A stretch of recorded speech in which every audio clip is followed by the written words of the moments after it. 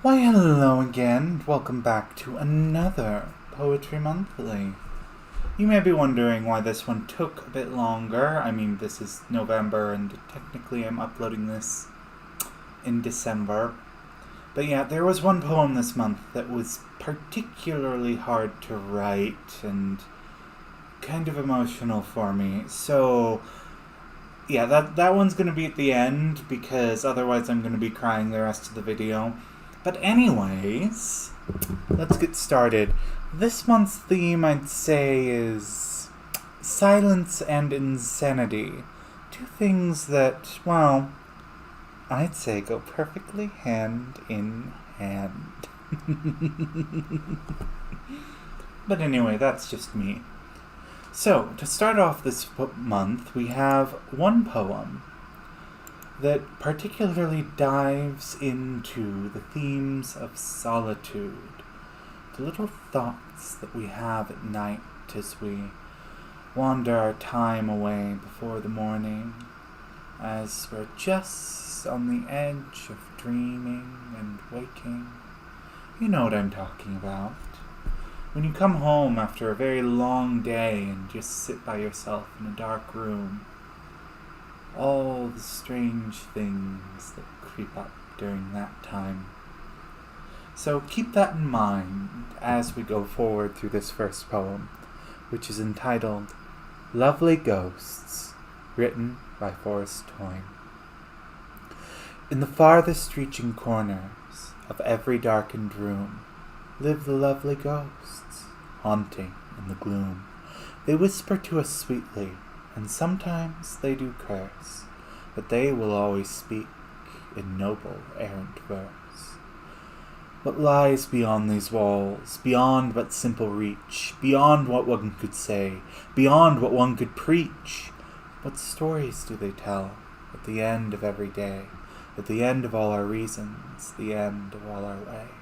As shadows fall in cadence, cast down by the light, as thoughts begin to wander, restless in the night, tell me how they speak to you. Anxiety, perhaps? Has life but come to fail, and happiness to lapse?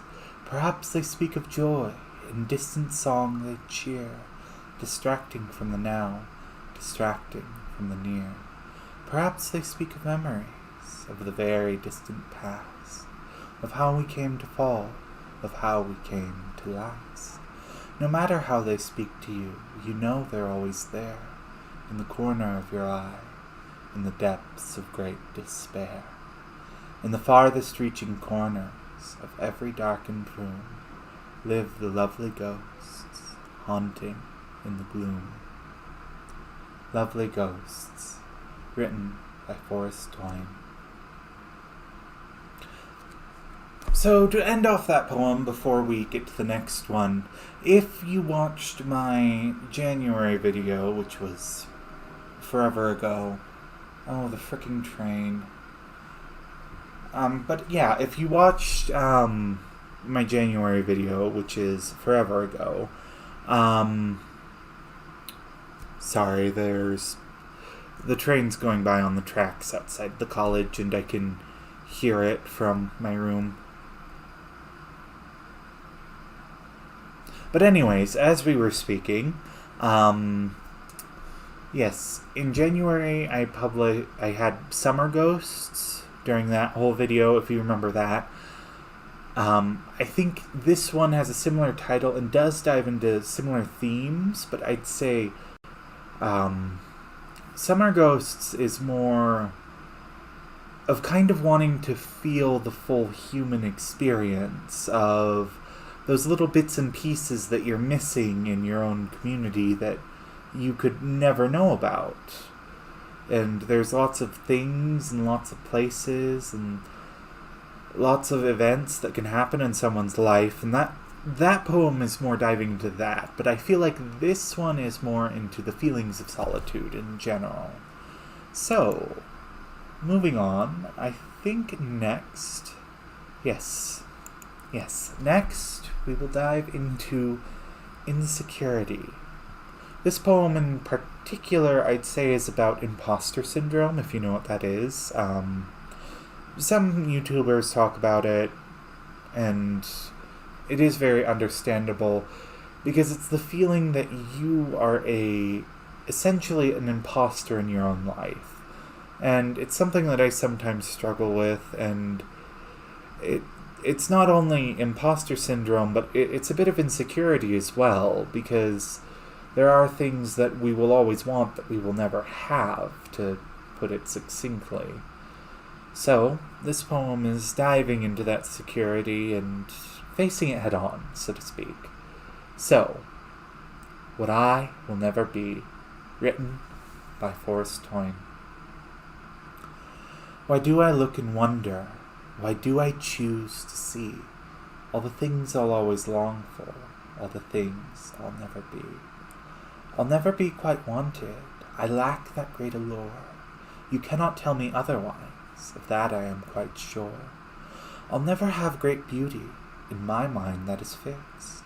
All the beauty one could have will always be eclipsed. My skill will always falter, as my blood it shall run cold. For the skill of others, in tough times it will hold. Do not proclaim my goodness, it simply isn't true. To me it feels so selfish, a good deed just for you. You'll tell me I'm demented, you'll tell me that I'm wrong, but from my mere perspective, you're stringing me along. Perhaps my expectations are simply set too high, but that will never change until the day I die. Why do I look and wonder? Why do I choose to see all the things I'll always long for, all the things I'll never be? The Things I'll Never Be, written by Forrest Toyne.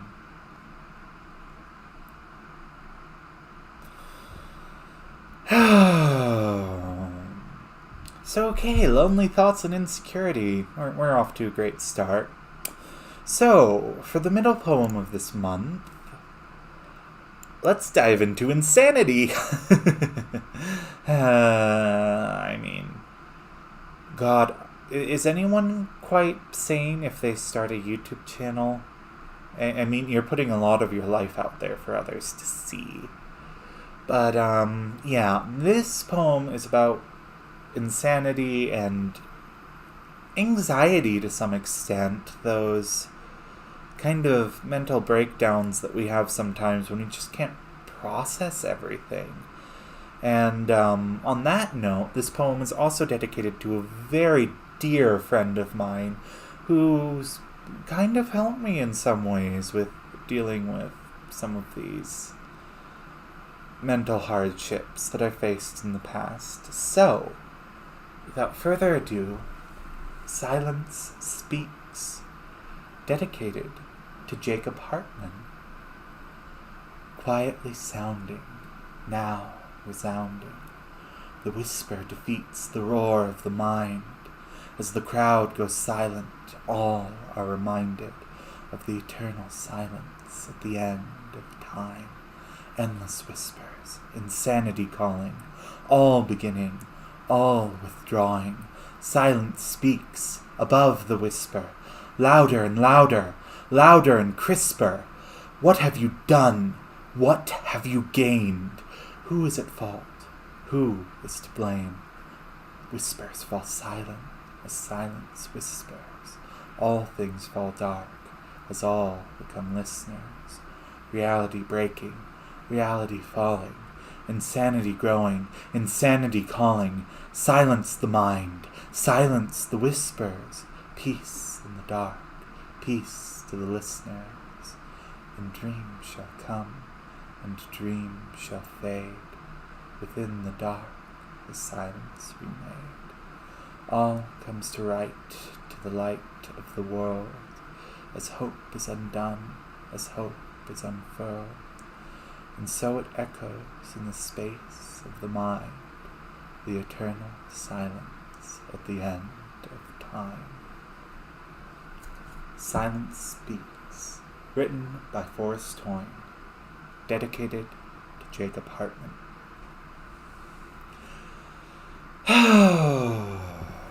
Okay, continuing with the themes, of silence and insanity. I often wonder what the world would be like if the entirety of humanity just simply vanished one day. Sometimes it seems like almost a cathartic release, as if for a moment the damage that we've done to the earth can somehow be healed. And all that druidic nonsense, in essence. But it is a very eerie feeling to witness the end of something, to witness the end of a world, to witness the end of anything, really. And in a lot of ways, this next poem is meant to reflect that.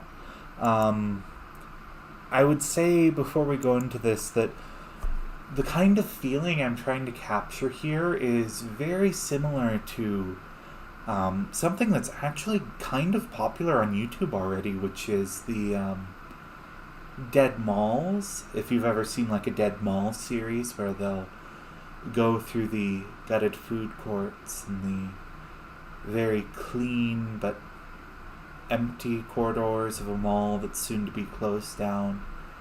And it is kind of funny because in the grand system of late capitalism, of course, we're all kind of experiencing this in some degree. The slow closure, the slow end of an era, so to speak. Well, if you subscribe to leftism, that is. But yeah, this next poem's meant to reflect all that. And it's called A World Gone Empty, written by Forrest Toyne. One day I hope to wander through now forgotten halls. I hear my footsteps echo through the now decaying walls. It seemed to be quite recent, though I cannot explain. It's simply up and vanished, the life we lived mundane. I cannot say how eerie, each edifice pristine, each room now merely empty, each room now merely clean. For I often dream of a world gone empty, an endless peace, no war, no money. The day is soon to come, where I will walk upon the cracks of now decaying concrete, maintenance now at lacks. It seemed to be 10 years ago, but that is not exact. But the world moved on without us, that is now a fact. From below the asphalt, the lovely flowers bloom, leaving not a reason we came into our doom. For I often dream of a world gone empty, an endless peace, no war, no money. In time the day shall come when I walk upon the grass, and all that's left of us is broken, shattered glass. About 100 years ago, that's the time I'll give, from the time we walked the earth, from the time we lived. Our monuments abandoned, our cathedrals soon to fall. Was anything so holy? Did we even live at all? For I often dream of a world gone empty, an endless peace, no war, no money. In time the day shall come when I wander all the earth, and all around I'll never find a sign of human worth. How long was it ago, 1,000 and a day, from when we simply vanished and left the world this way? The echoes of the laughter fade from years ago, its memories finally die, returned to nature's flow. For I often dream of a world gone empty, an endless peace, no war, no money. A World Gone Empty, written by Forrest Toyne. Okay. Deep breath, drink of water before we get to the last one. How's your day? Tell me in the comments. Tell me about the breath of your human experience. And also, that last poem will probably happen if we don't stop climate change. Just a little... Just gonna throw that in there. But anyways, moving on. We're getting to the final poem that I wrote in the month of November.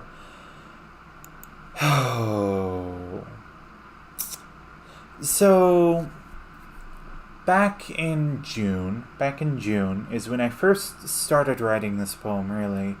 And it was because there was a day back in June when we went to scatter the ashes of a family friend, and that, of course, was a very emotional experience. And then recently, the special ed teacher of our school and the lady who had taught me piano for years and years passed away, and it was it was an emotional time. I'm still kind of struggling a little bit, but that's when I finally decided that I needed to finish this poem, that this poem needed to be finished in its entirety, and this poem will be dedicated to those two people, whatever. But yeah, before we begin, just stalling to draw out my emotional anguish. But yeah, before we begin, I forget who wrote it, but there was a famous American author. Maybe it was Oscar Wilde. It might be Oscar Wilde. I'll have to look it up later. But he wrote that long poem, Rage Against the Dying of the Light. You probably know what I'm talking about. That poem always felt kind of flat for me. And while this one has similar themes, I think it's presented in a much different way. Of course, probably in a much sadder way. So, let's start before I have an emotional breakdown, okay? This poem is entitled, For the Light is Always Fading, dedicated to Terry Smith and Randy Anderson. We often like to think that there will be no end, that life will always make things right, that things will always mend. But it's not that simple, and it will never be, for we continue on in ways that we will never see. For the light is always fading, from the dawn into the dusk, until the time shall come for the dark eternal hush. The stars are naught but candles, they all burn out in time. The earth a grain of sand, soon to cross the line. Our galaxy a plaything, left within the dust, purely now eclipsed by simple human lust. For the light is always fading, from the dawn into the dusk, until the time shall come for the dark eternal hush. But as long as we are here, oh, the marks we leave, echoes in the flower petals, whispers in the trees. As long as we shall live, we tread upon the earth, and so we leave our blessing, and so we leave our curse. For the light is always fading, from the dawn into the dusk, until the time shall come for the dark eternal hush. For the light is always fading, written by Forrest Toyne, dedicated to Terry Smith and Randy Anderson. Okay. Usual YouTube stuff. That's it. I'm probably gonna go cry now, and I'll leave you with the Rainlight Waltz.